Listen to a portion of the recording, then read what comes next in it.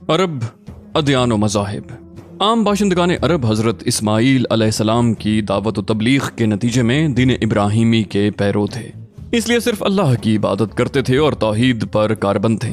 لیکن وقت گزرنے کے ساتھ ساتھ انہوں نے خدائی درس و نصیحت کا ایک حصہ بھلا دیا، پھر بھی ان کے اندر توحید اور کچھ دین ابراہیمی کے شعائر باقی تھے، تاکہ بنو خزاعہ کا سردار عمر بن لحی منظر عام پر آیا۔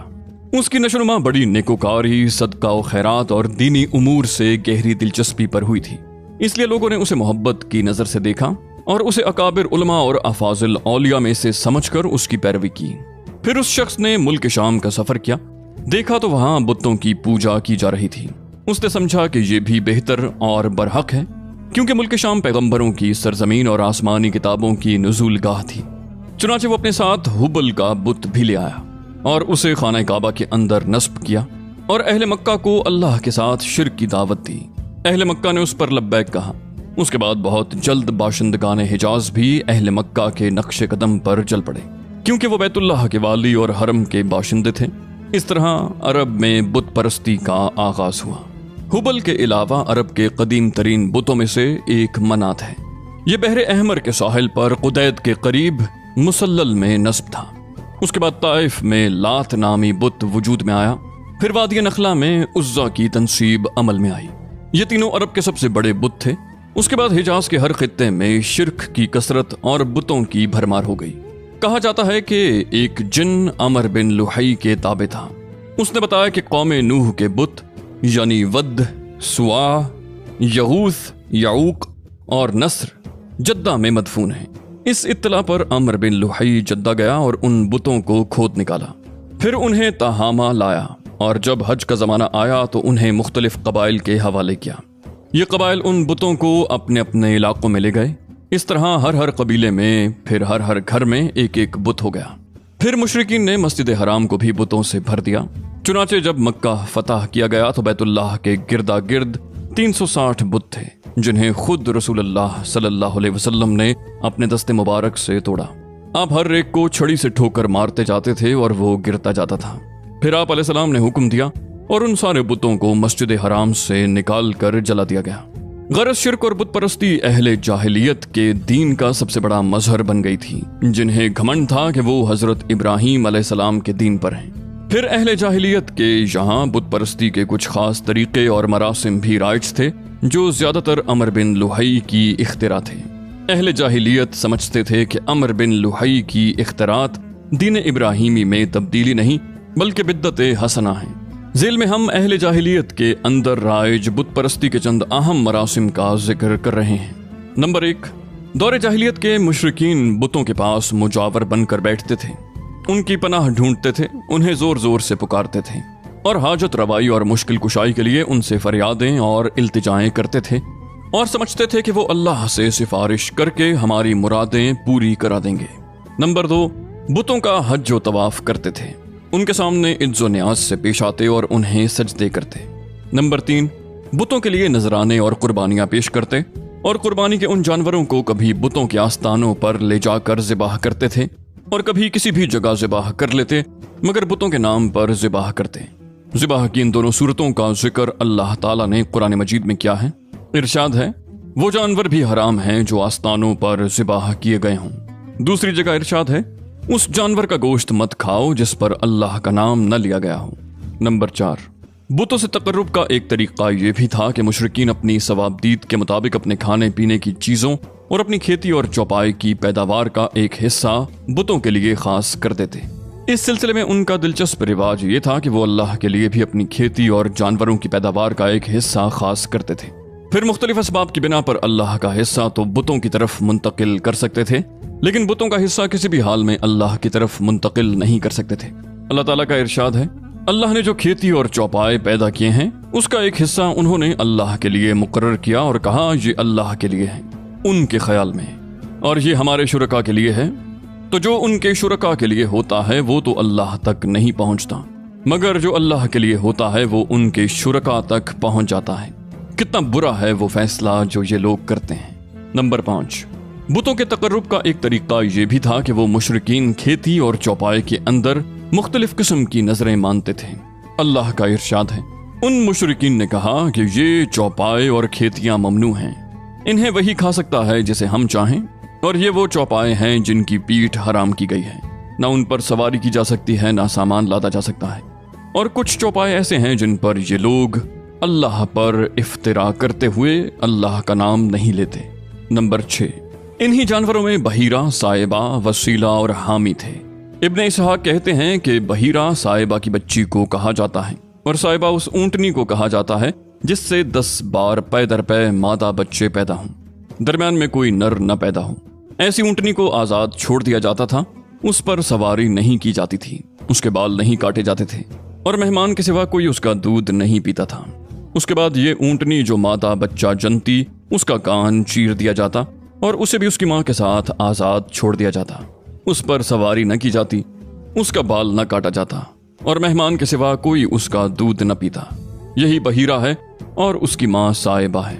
वसीला उस बकरी को कहा जाता था जो 5 दफा पै दर पै 2-2 मादा बच्चे जनती, यानी 5 बार में 10 मादा बच्चे पैदा होते, दरमियान में कोई नर पैदा ना होता। उस बकरी को इसलिए वसीला कहा जाता था कि वो सारे मादा बच्चों को एक दूसरे से जोड़ देती थी। उसके बाद उस बकरी से जो बच्चे पैदा होते उन्हें सिर्फ मर्द खा सकते थे, औरतें नहीं खा सकती थीं। अलबत्ता अगर कोई बच्चा मुर्दा पैदा होता तो उसको मर्द औरत सभी खा सकते थे। हामी उस नर ऊंट को कहते थे जिसकी जुफ्ती से पै दर पै 10 मादा बच्चे पैदा होते, दरमियान में कोई नर न पैदा होता। ऐसे ऊंट की पीठ महफूज कर दी जाती थी, न उस पर सवारी की जाती थी, न उसका बाल काटा जाता था, बल्कि उसे ऊंटों के रेवड़ में जुफ्ती के लिए आजाद छोड़ दिया जाता था और इसके सिवा उससे कोई दूसरा फायदा न उठाया जाता था। दौरे जाहिलियत की बुत परस्ती के इन तरीकों की तरदीद करते हुए अल्लाह ताला ने फरमाया है, अल्लाह ने न कोई बहीरा, न कोई साइबा, न कोई वसीला और न कोई हामी बनाया है, लेकिन जिन लोगों ने कुफ्र किया वो अल्लाह पर झूठ घड़ते हैं और उनमें से अक्सर अक्ल नहीं रखते। एक दूसरी जगह फरमाया, इन मुशरिकीन ने कहा कि उन चौपायों के पेट में जो कुछ है वो खालिस हमारे मर्दों के लिए है और हमारी औरतों पर हराम है, अलबत्ता अगर वो मुर्दा हो तो उसमें मर्द औरत सब शरीक हैं। चौपायों की मज़कूरा अक़साम यानी बहीरा, साइबा वगैरह के कुछ दूसरे मतालिब भी बयान किए गए हैं जो इब्ने इसहाक की मज़कूरा तफसीर से क़दरे मुख्तलिफ हैं। हज़रत सईद बिन मुसय्यब रहमहुल्लाह का बयान है कि ये जानवर उनके तागूतों के लिए थे और सही बुखारी में मरफूअन मरवी है कि अमर बिन लुहई पहला शख्स है जिसने बुतों के नाम पर जानवर छोड़े। अरब अपने बुतों के साथ ये सब कुछ इस अकीदे के साथ करते थे कि ये बुत उन्हें अल्लाह के करीब कर देंगे और अल्लाह के हुजूर उनकी सिफारिश कर देंगे। चुनाचे कुरान मजीद में बताया गया है कि मुशरिकीन कहते थे, हम उनकी इबादत महज इसलिए कर रहे हैं कि वो हमें अल्लाह के करीब कर दें।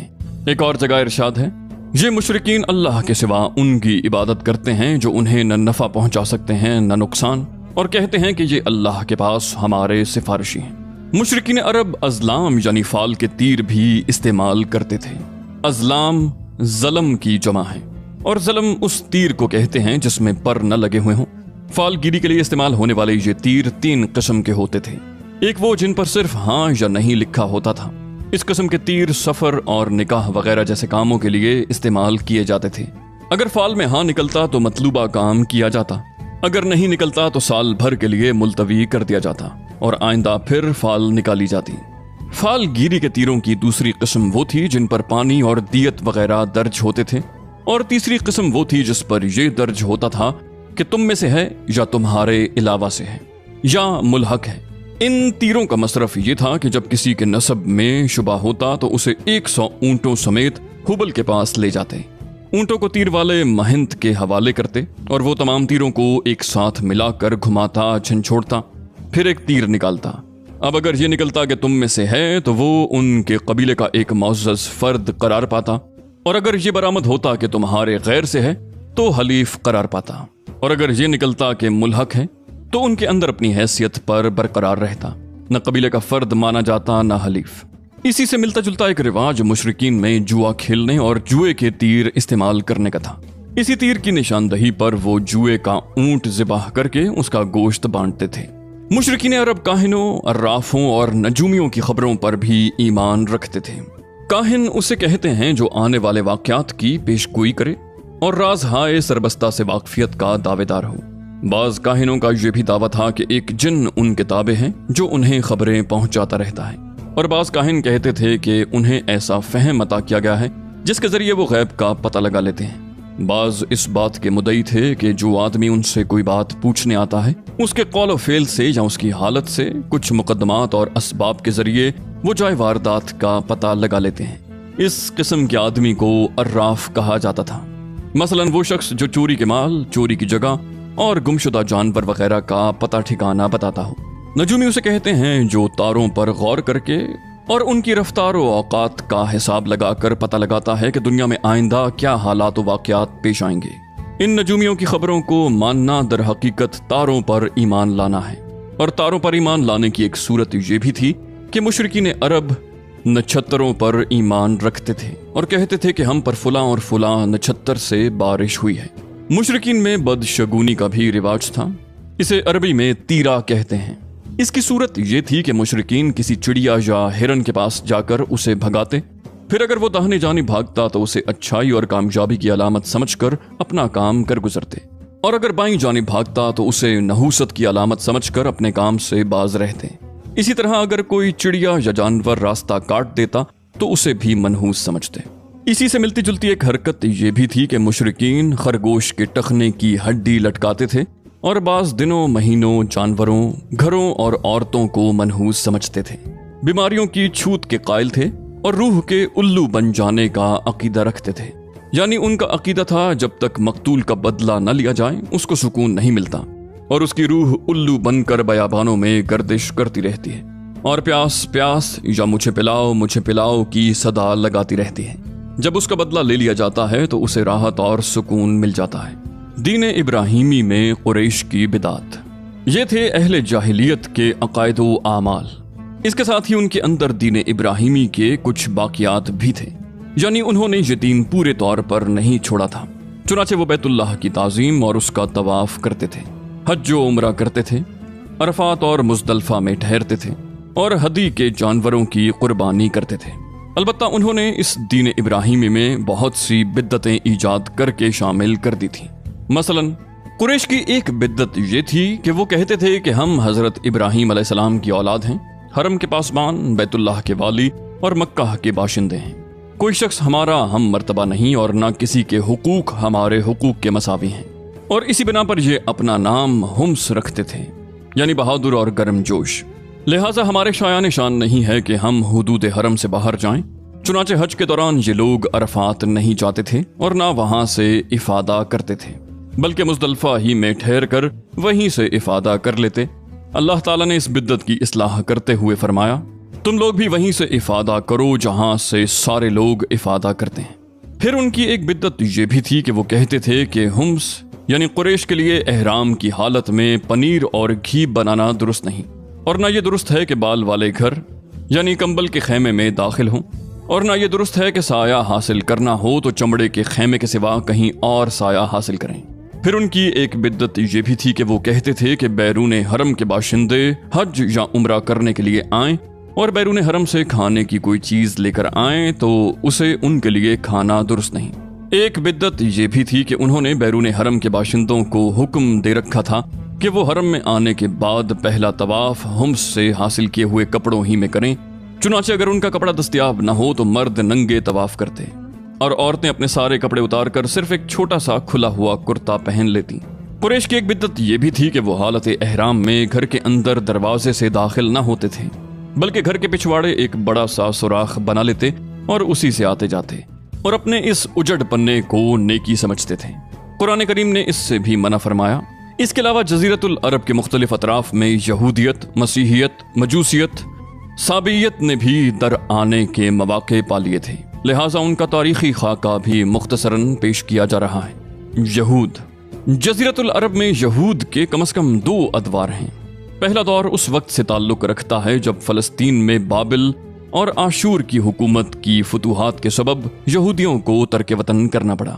اس حکومت کی سخت گیری اور بخت نصر کے ہاتھوں یہودی بستیوں کی تباہی اور ویرانی، ان کے ہیکل کی بربادی اور ان کی اکثریت کی ملک بابل کو جلا وطنی کا نتیجہ یہ ہوا کہ یہود کی ایک جماعت فلسطین چھوڑ کر حجاز کے شمالی اطراف میں آ بسی۔ دوسرا دور اس وقت شروع ہوتا ہے جب ٹائٹس رومی کی زیر قیادت 70 عیسوی میں رومیوں نے فلسطین پر قبضہ کیا۔ اس موقع پر رومیوں کے ہاتھوں یہودیوں کی داروگیر اور ان کے ہیکل کی بربادی کا نتیجہ یہ ہوا کہ متعدد یہودی قبیلے حجاز بھاگ آئے اور یثرب، خیبر اور تیمہ میں آباد ہو کر یہاں اپنی باقاعدہ بستیاں بسا لیں اور قلعے اور گڑیاں تعمیر کر لیں۔ ان تارکین وطن یہود کے ذریعے عرب باشندوں میں کسی قدر یہودی مذہب کا بھی رواج ہوا، اور اسے بھی ظہور اسلام سے پہلے اور اس کے ابتدائی دور کے سیاسی حوادث میں ایک قابل ذکر حیثیت حاصل ہو گئی۔ ظہور اسلام کے وقت مشہور یہودی قبائل یہ تھے: خیبر، نزیر، مستلق، قریظہ اور قینقاع۔ یہودیت کو یمن میں بھی فروغ حاصل ہوا، جہاں اس کے پھیلنے کا سبب تبان اسد ابو کرب تھا۔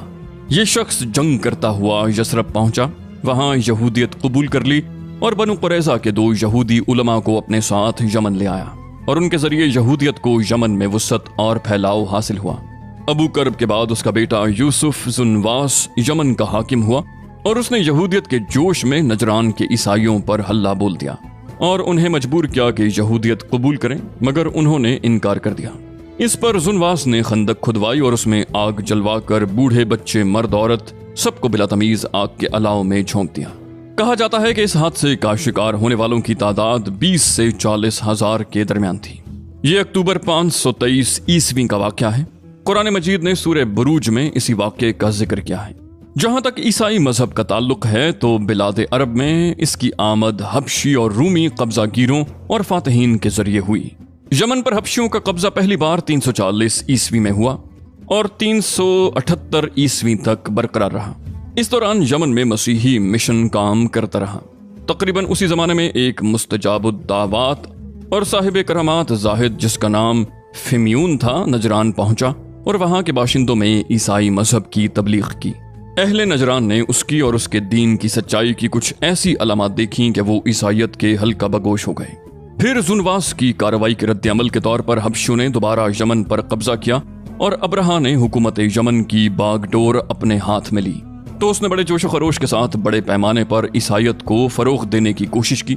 اسی جوش و خروش کا نتیجہ تھا کہ اس نے یمن میں ایک کعبہ تعمیر کیا اور کوشش کی کہ اہل عرب کو مکہ اور بیت اللہ سے روک کر اسی کا حج کروائے اور مکہ کے بیت اللہ شریف کو اٹھا دے، لیکن اس کی اس جرت پر اللہ تعالیٰ نے اسے ایسی سزا دی کہ اولین اور آخرین کے لیے عبرت بن گیا۔